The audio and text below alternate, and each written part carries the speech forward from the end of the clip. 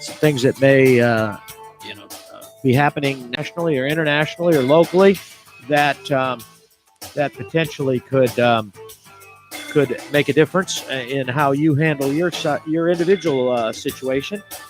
We're not a financial planning show or a real estate show, but we do talk about some of those issues.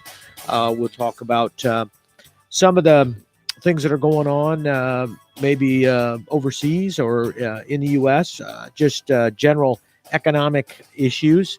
And again, some of the political ramifications of those economic issues, but the economics tends to guide, and we tend to call out or poke fun at both sides of the equation, and because there's economic fallacies on all sides, and sometimes it's important to recognize that and to maybe speak out relative to some of the situations that are going there. And what we're talking about is some of the basic issues that maybe people don't always get involved in, or may have never had an opportunity to get involved with, and kind of understand or talk about some of those things and what results you're going to get. Because generally with economics,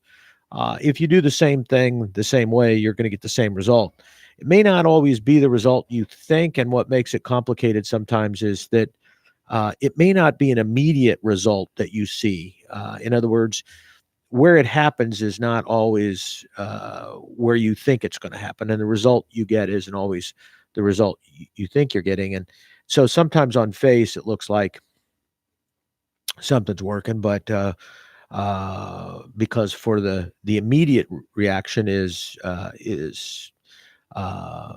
maybe what you thought was going to happen, and then but you don't see the spillover effect, and that's why it's kind of interesting to talk about some of those kind of things.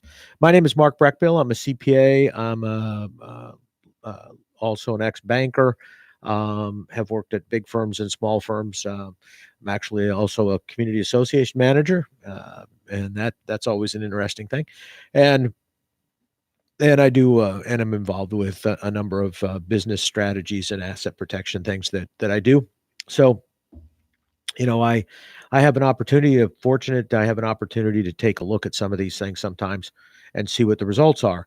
And even though, and many times, like I say, those results you got to look hard to see what's actually going to happen, what kind of reaction you're going to get. So, if you want to chime in, 220-9788, 220-WSTU, welcome any kind of comment that you may have. And just keep it civil. And for Mike's sake, make sure that he doesn't have to press any buttons, because he's not real quick. He's a little on the slow side when it comes to pushing those buttons. So, I guess one of the I like to pick on little things that I hear that always just kind of irritate me, because I know that they're not true, or at least economically they're not true, and so we like to focus on lies, and from time to time, and sometimes those are economic lies, to try to, for example, the common one is, this is a free lunch. We all know that. We learned that when we were kids. There's no such thing as a free lunch. But I heard one the other day, which really kind of got me going, was, and I think actually the comment was made in a couple different areas. One was that, one was in the area of health insurance or health care, and the other was in the area of tech companies. And I liked it because take the tech company first, and this was one where they were they were talking about not being able to step in and the government didn't have any business stepping in and regulating companies like Microsoft and Facebook and Amazon and Google, and the argument was that that although those companies had become dominant in their particular industry, or their particular niche within the technology industry, that because there were other large tech companies out there like Facebook or like Microsoft or whatever that were potentially creeping into each other's business, that you had competition among the big, that there were these big four companies that created competition. And that's not possible. I mean, it's just not possible, because if you think about it logically, they may be starting to creep into each other's business, but they're not going to do it by destroying each other's markets. I mean, they're not going to come in, and they may try to capture that market in the short run so that they can then raise prices or discourage entrants, but they're not going to permanently reduce and keep reducing prices, because they don't have to. There's only four competitors. You don't have to have collusion when you only got four competitors. I set my price and I raise it, and everybody follows me. I mean, what's somebody going to do? What's the consumer going to do? Go someplace else? No. So they know that. These big companies know that. They know they don't have to compete on price. They may want to compete on a better technology, but only if they can make more money out of it. They're not going in there to try to grab permanent market share by reducing prices and leaving it there. That doesn't make sense for them, and because they don't need to. There is no competition. They will ultimately act as one because there are too few competitors, and even though they're the same size, and that does help, it was ironic that one of the examples, and just goes to show why it's not possible. One of the examples that they used was that Amazon last year got into the Christmas tree business. And, we kind of, and basically what they did is, and they said this on the show, they said, Amazon decided this year to get into the Christmas tree business and that they could deliver Christmas trees. So here's these small business people that are basically on the edge of making money, and depending upon what the Christmas tree market is and what kind of season they have every year and what kind of crop they have out there, they may make enough money to live for the next year, or they may not. And, it's a tough business. There are a number of small Christmas tree farmers out there. So what did Amazon do? They crushed them. I mean, they came out there and you can't beat that. They're shipping directly to your house. They ship in a tree that's the same as the one. Yeah. Now you can go out and you can say, I want to go pick it out. But the bottom line is, they're delivering it at way, way discounted prices from everybody else. So, and so even the Christmas tree people that turn around and sell to others, like, for example, some of them resell to the Kiwanis Club or the Rotary Club or, the Lions, or somebody that's selling them for a fundraiser or whatever. Where are they going to buy them from? They're buying from Amazon because they're getting them for 20% less or whatever. So, that's what we're talking about. That's not a competitive environment. When somebody is so big and controls so much of the distribution that they can dictate what happens, then you don't have competition. And if you don't have competition, you do not have a free market. And that's kind of my point, is that we have to start.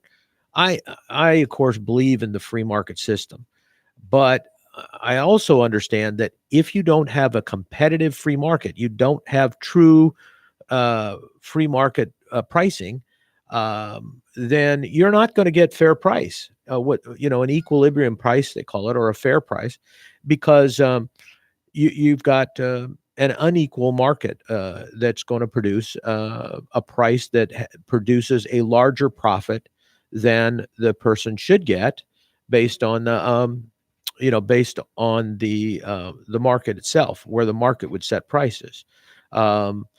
And you can see that in a lot of different places, and you can see what happens when you have limited competitors. You have you don't get a fair price. So that was one that got me, was and they made the comment, and then they make the comment about um, in the health insurance area, uh, that you're going to get a fair price. Um, and that just doesn't happen. Whether you're talking about a controlled system like a single payer, which of course would be completely government regulated and dominated, or you're getting or you're getting something that's away from that. We still have so few major insurance companies that are dealing in the health care and health insurance area, that they have to be regulated, because you don't have fair pricing.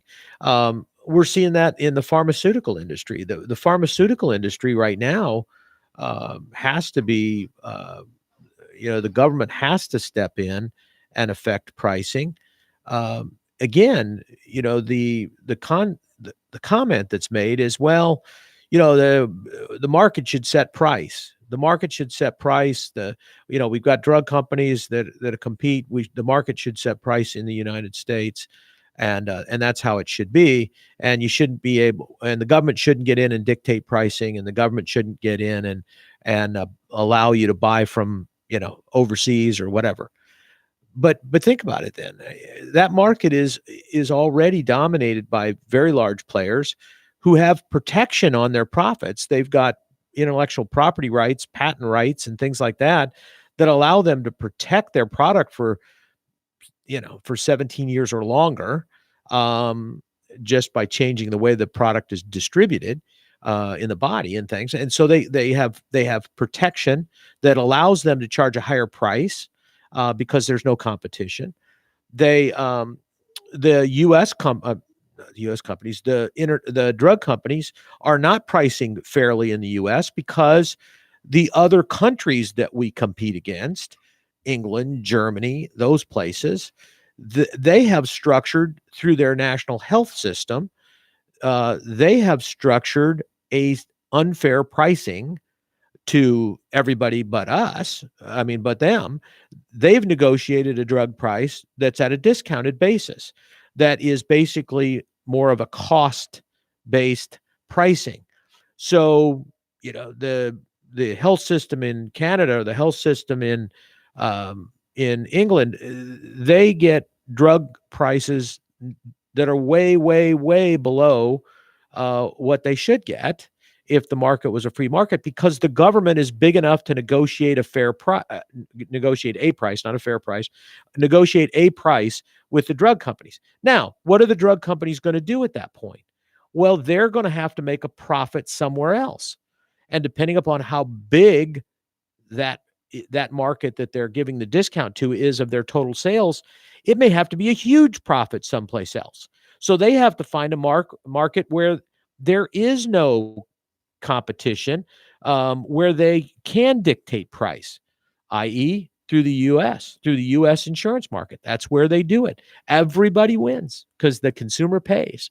And should the prescription drug market be unregulated in the United States? Absolutely not. The government has to step in and protect the consumer in the U.S. from unfair competition by England and Germany and France and Canada and everybody else. Because as a consumer, I can't demand the pricing from big pharma that Canada can. So, and if they're going to get a discount, then I'm going to pay more. That's just the way it works. Because in that kind of environment where you don't have competition, because there's few producers, the producers are protected, so there's no competition. They're not going to go out of business. They're going to force unfair prices, higher prices on whoever they can. And right now, that's whatever market is not helped by that. That's whatever market is not helped by the government. And right now that's the U.S. So the U.S. has to step in. So people look at, sometimes they look at what's going on with a Donald Trump or somebody like that, and they're looking at what he's doing, and they say, well, gee, I don't believe in him. He's not a true conservative because he doesn't believe in the free market. The fact of the matter is that if you are a free market person, then you would appreciate what he's doing. You have many conservatives that talk about that, and they really don't understand what that means. They think it just means laissez-faire, stay out of the way, government. And in a market that's got plenty of competition, that is what it means. But in a market that doesn't have competition, it does not mean that. That is not what the economic principles of this country are founded upon. They're founded upon competition, capitalistic system, free markets. Free markets don't exist when there is a monopoly or an oligopoly or any kind of control like that, whether it's by the government or it's by industry. When there's control, whether it's through ownership or it's through pricing or it's through regulation, any of those things can create a situation that you do not have a free market. And a free market can change to a market that is not an economically free market over a number of years. A very, very strong competitor that does things right can force out the competition, and you have to be careful of that. There are a number of businesses out there that have the opportunity to completely affect their price now because they have no viable competition, and the cost of entry. See, that's the other thing. Even if you don't have any competition, you still may have a competitive market if somebody can easily move into that market and compete. So the market itself doesn't have to have an unlimited amount of competitors, but the barrier to entry into that business has to be low at that point, so that if that market starts generating a profit that's above what is a fair price, other competitors can jump right in with minimal time and cost and get into those markets. Think about that. You can't do that in the drug industry. You can't develop a new product that fast and come to the market with it. You can't steal the other product unless you're China. You can't steal the other product and sell it because that's illegal because it's patented. Or what does it take to become a Blue Cross Blue Shield or an Aetna? I mean, billions of dollars. You're not going to do that tomorrow. You're not going to go to the stock exchange and say, we got this great idea. We're forming this billion-dollar company. You want to give me some money today? It just doesn't happen. So all of that creates a situation where in that industry, it just can't be competitive in the short run. Now, can you regulate those industries so that they have components that get closer to a free market, so that the market is doing a lot of the heavy lifting, and you're not having to have the government guess at what that fair price should be? Yes, you could do that. You can expand the health care market so that insurance companies outside of your state can participate. The Affordable Care Act tried to create state pools. That was one way of trying to do stuff that would create more of a market rather than just it all flowing through the federal government. But look what happened. I mean, the Affordable Care Act, everybody knows we had an insurance problem and still, a healthcare problem, and still do have a healthcare problem in the United States. Insurance is just way too expensive. Whether you're older or younger, you're paying a fortune. The younger people are subsidizing the older people only because they're forced to. And so ultimately, if anybody would have just taken a step back at that and looked at it, they would have said a couple things. One, this has to be a heavily regulated market and there's not going to be competition.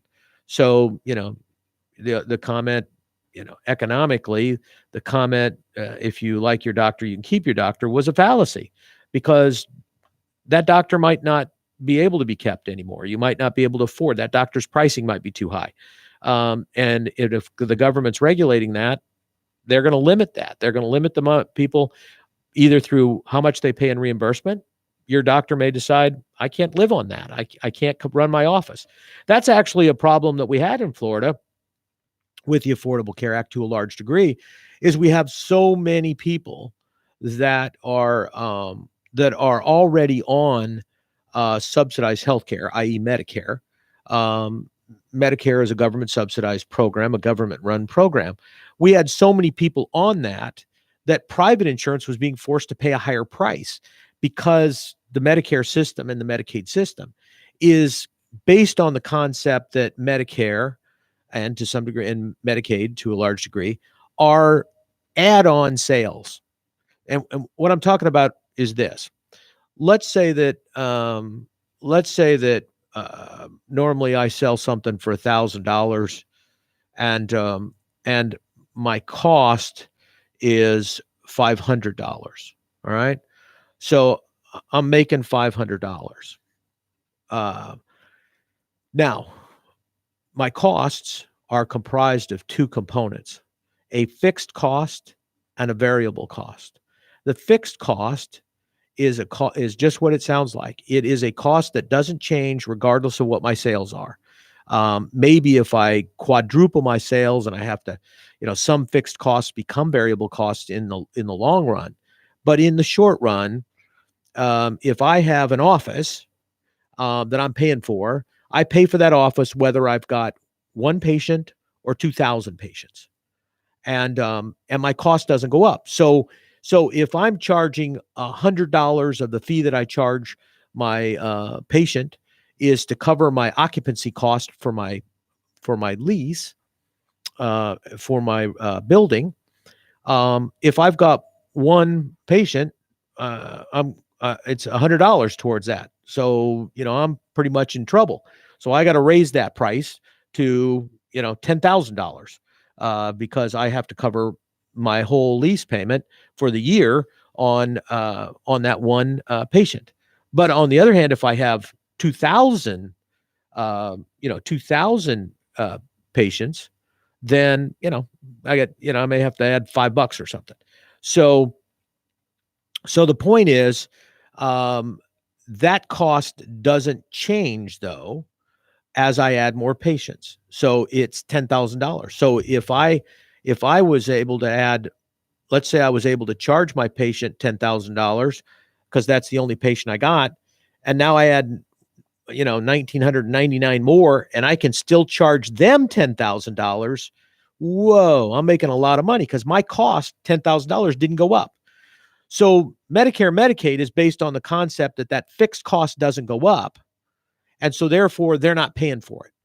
So they take some of that out of the price. So they deduct out of the $1,000 of price of cost, they deduct the fixed costs. They say, we're not reimbursing you for any of your fixed costs.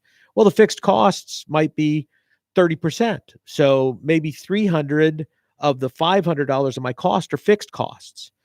So what they're going to let me charge is not $1,000 so that I make a $500 profit. They're basically going to say, no, you can charge $200, because you can cover your variable costs. And you know what? We'll let you charge $250 so you can make $50. So we're going to not let you make your normal profit of 50%, $500. We're going to let you charge, instead of $1,000, we're going to let you charge $250. You still are going to have to cover your variable costs, the costs of the drugs themselves, or your supplies and tools and things that you have to use for that service or patient. We'll let you cover that, and we'll let you make a little bit of money on it. Well, okay. But the point is that if I am that service provider, that doctor, for example, how do I cover the rest of that? I mean, what if my whole patient base becomes all people that are paid by Medicare and Medicaid? Well, I'm not going to get to cover any of my fixed costs. Well, I have fixed costs. I have to cover them, but I'm not going to be able to cover any of them through that source. So that means that I have to cover way, way, way more through private insurance. And if private insurance now has cut that source out, I basically am going to go out of business because I'm not allowed not only to charge an unreasonably high price or a fair price, I'm not even allowed to charge a price that allows me to survive because I'm not allowed to cover my fixed costs. And if my patient base is 75 or 80 or 85% Medicare or Medicaid, how do I cover my fixed costs? If my fixed costs run me 20% of my business and I can't cover any of that, or I've got to cover it out of 10% of my base or 20% of my base, think about it a minute. I've got to really significantly increase my price to those people who are going to have to pay for that. Now, is that fair? No, that's the point. But the consumer, i.e., those of us that have the insurance through the private system, that are stuck, we don't have an alternative because there are millions and millions of us that need health care, and there are only a few people that are providing that. So they are going to get subsidized, and they have no incentive to reduce the price on that. They have to pass that cost along because it has to come from somewhere. So it's, it just irritates me a little bit when on both sides of the aisle, they talk about how these things work and how they're such good things, and they're not. Either one of them is not a good thing if you don't have a market that either is competitive or has the ability to be competitive. So, when you hear people say, no, we can't regulate this industry, that, for example, the banking industry right now has got to be regulated because if it's not, it has limited major competitors. We've gotten rid of all of the small competitors. All of the community banks are gone. We have now some regional banks, which are basically small competitors, and they're not a force against the majors because they don't have the investment base and the diversity that the big banks have, so what we've done in the banking industry is through regulation and lack thereof, and lack of allowing the market to decide, in protecting that market, saying banks were too big to fail, we've now created a situation where they have to be regulated. There is, you can reduce some of that regulation, but the net effect is that that the consumer doesn't have a choice. In the lending market today, where are you going to go to borrow money if the banks, many of the banks have stopped loaning money? I'll show you how kind of stupid the regulation is, though, is that from a practical standpoint, and this is why government has a hard time with regulation, because they think they're doing something good, and in reality, they're doing something bad. Or it's a consequence they didn't anticipate. And so let's give you a perfect example. Right now, the only place you're going to get any money for funding your home is on any kind of a fixed rate basis is Fannie Mae, Freddie Mac, and those are government agencies. So they're setting price.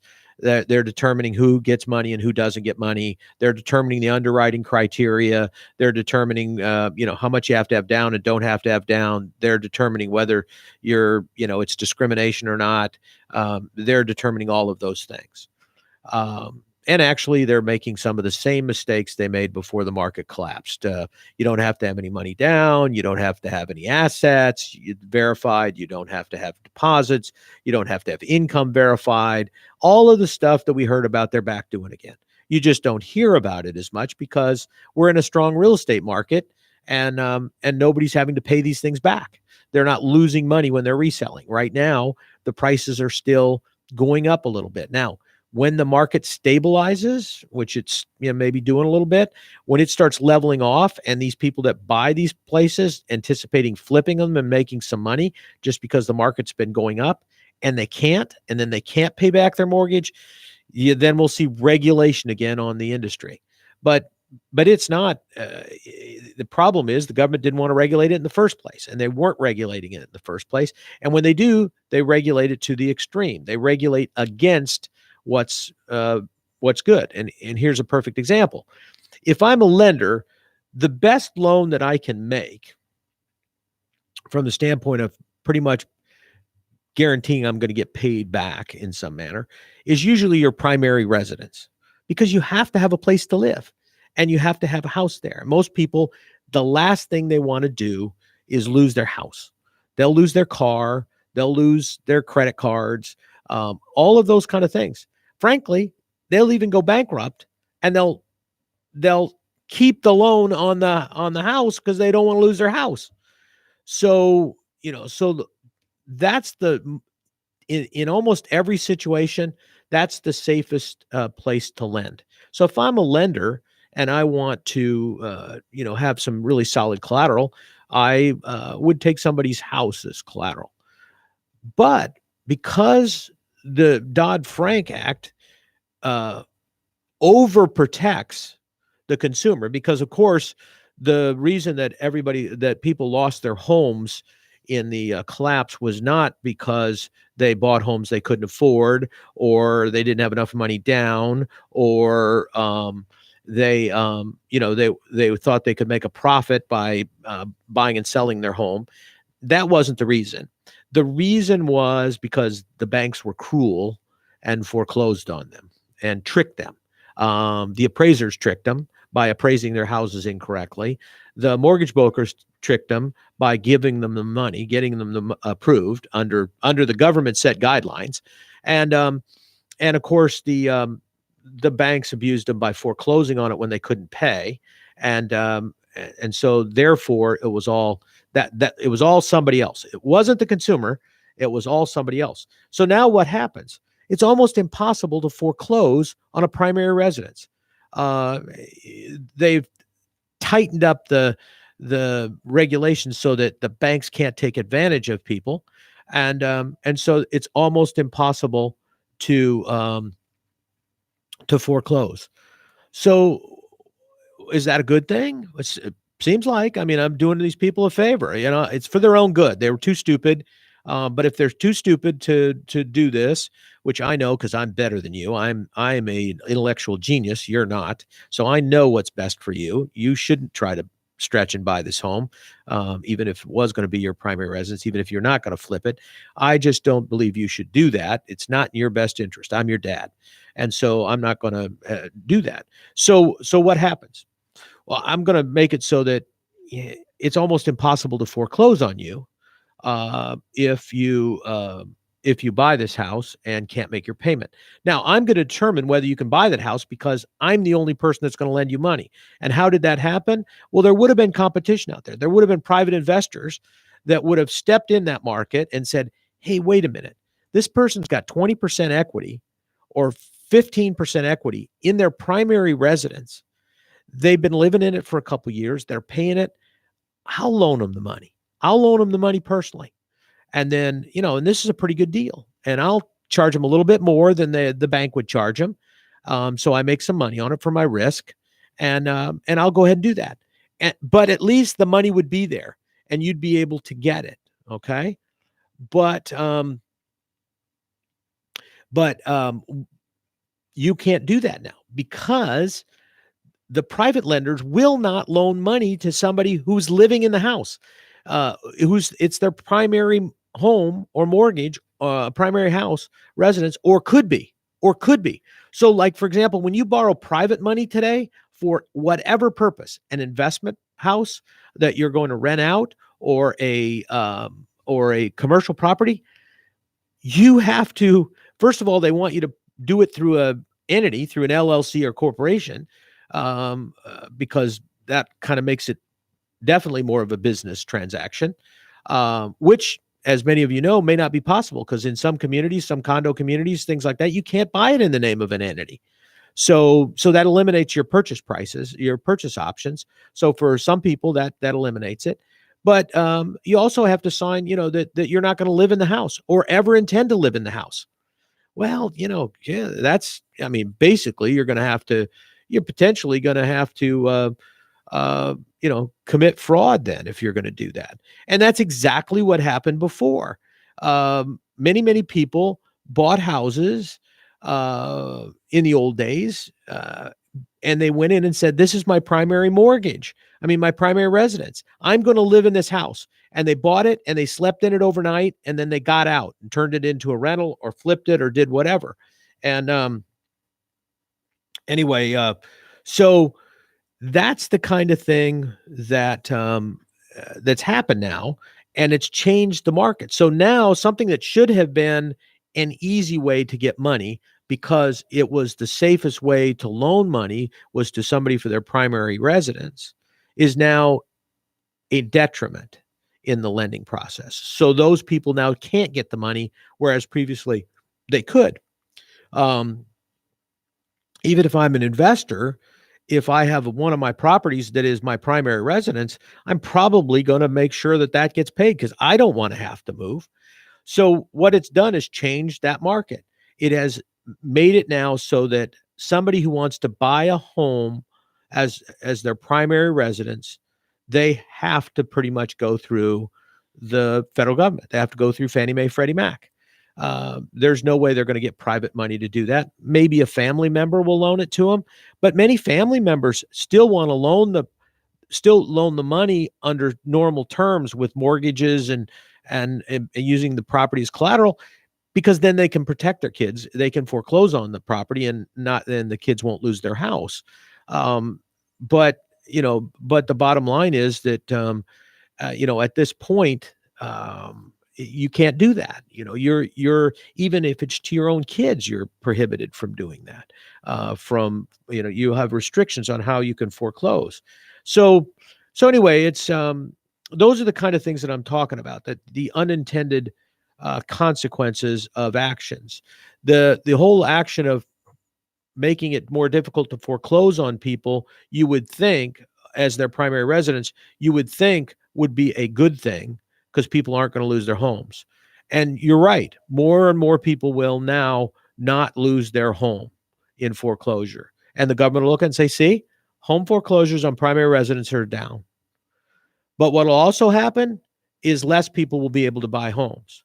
So if you really do want to have people have the opportunity to buy a home, these regulations aren't going to make that easier. They're going to make it harder because there is less money to go out there and do that for somebody who wants to stretch and buy that house. And the government is going to determine whether or not you're qualified for that, based on what they deem your credit score should be, based on what they deem is an appropriate buyer, a first-time buyer versus a second-time buyer, based on whether or not, for example, let's say you lost your home during the recession. And you ended up, whether it was because you had your home pledged as collateral on a business and you lost your business, or, because you had to stretch because prices were going up. You thought if you didn't get in the market, you would miss it. So you stretched and bought your house. And then the market went away and maybe your job went away and you couldn't afford it. So, you filed, you basically were foreclosed upon. You may or may not have filed bankruptcy, but you probably got foreclosed on. You lost your house. Now you can't borrow money, right?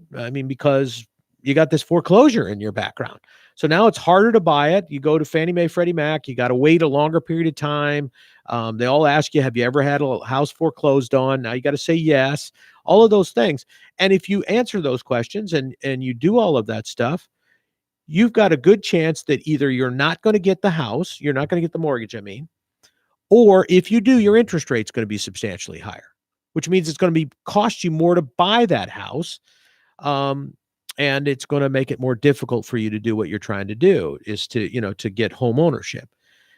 Um, Interestingly enough, if you've gone through the process where your home has been foreclosed on and you lost your home because of circumstances, some of which were beyond your control, you probably at least learned something from that.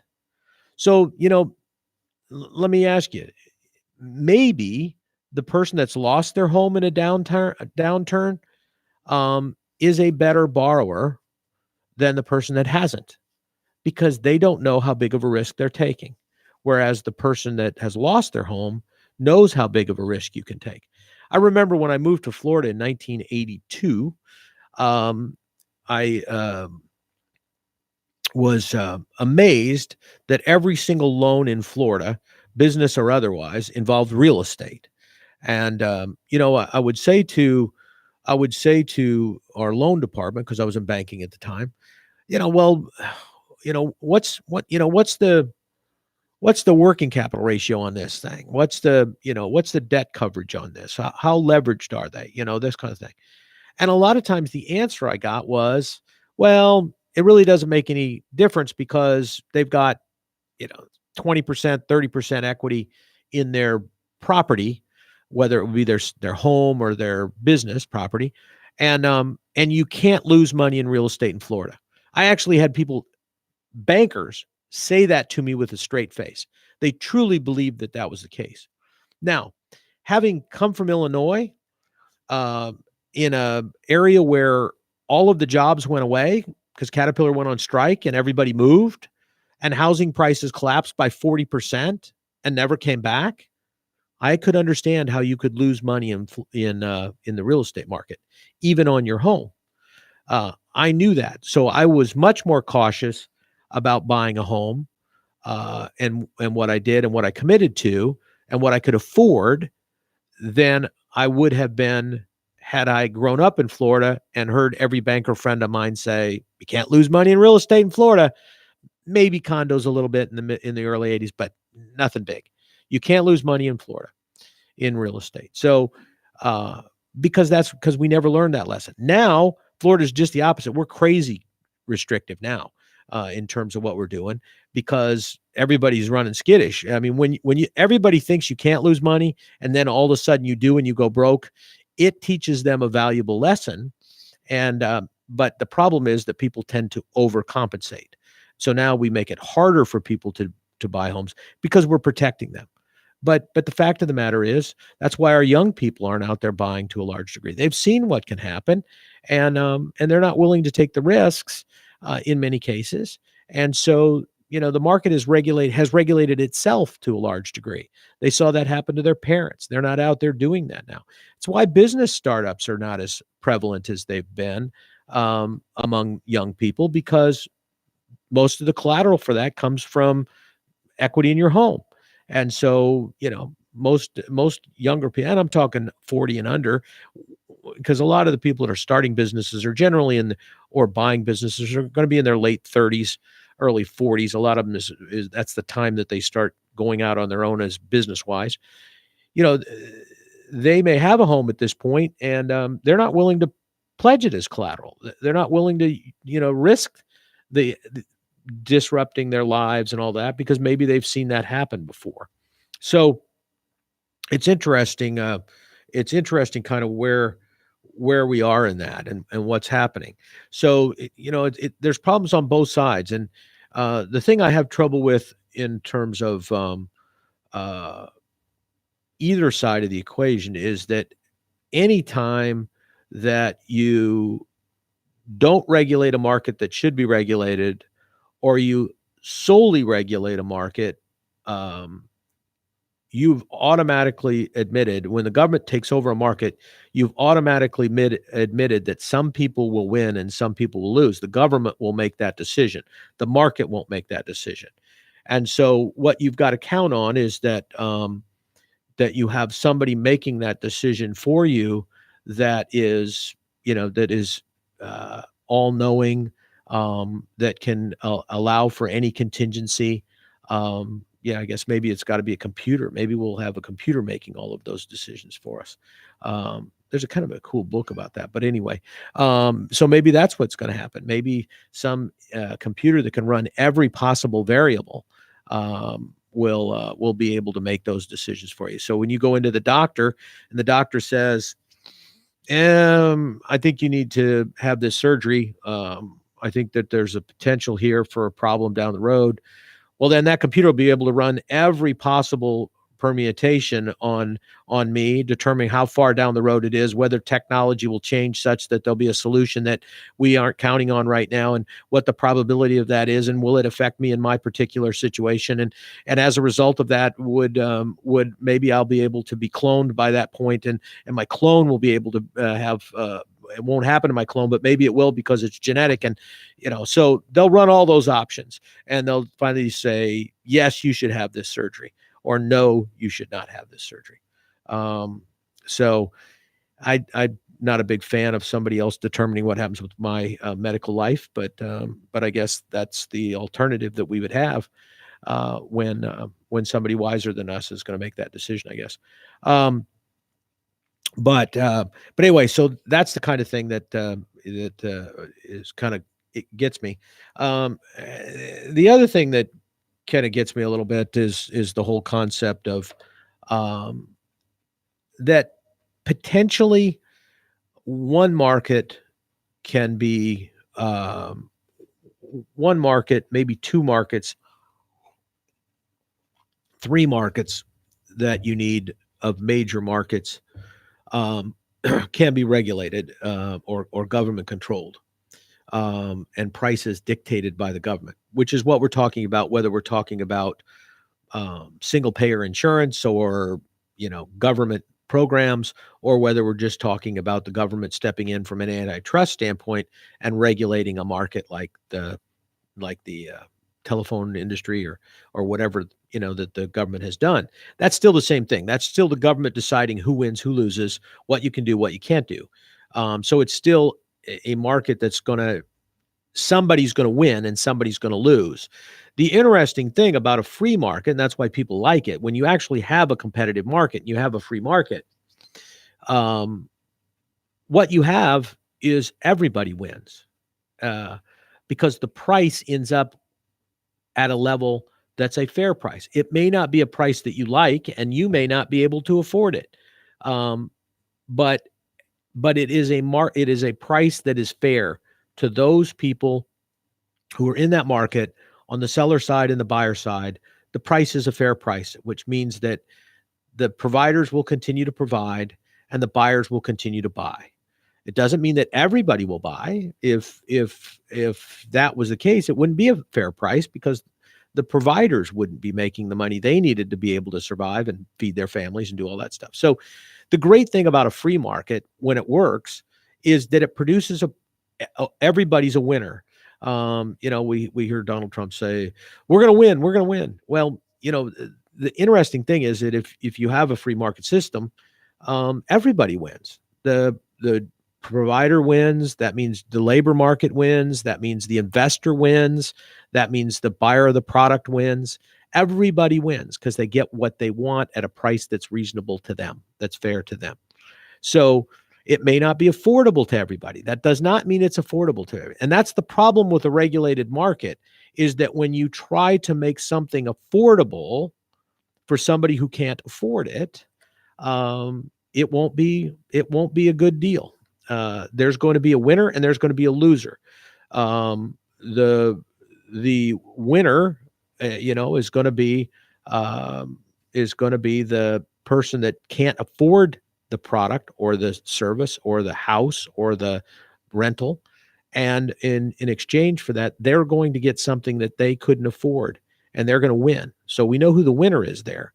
The loser is the person who could have afforded that place, but now can't buy it because somebody else was able to get in it on a subsidized basis that wouldn't have qualified. So they took their spot, and they may have needed it just as well. It may have been, let's say we're talking housing. It could have been somebody that,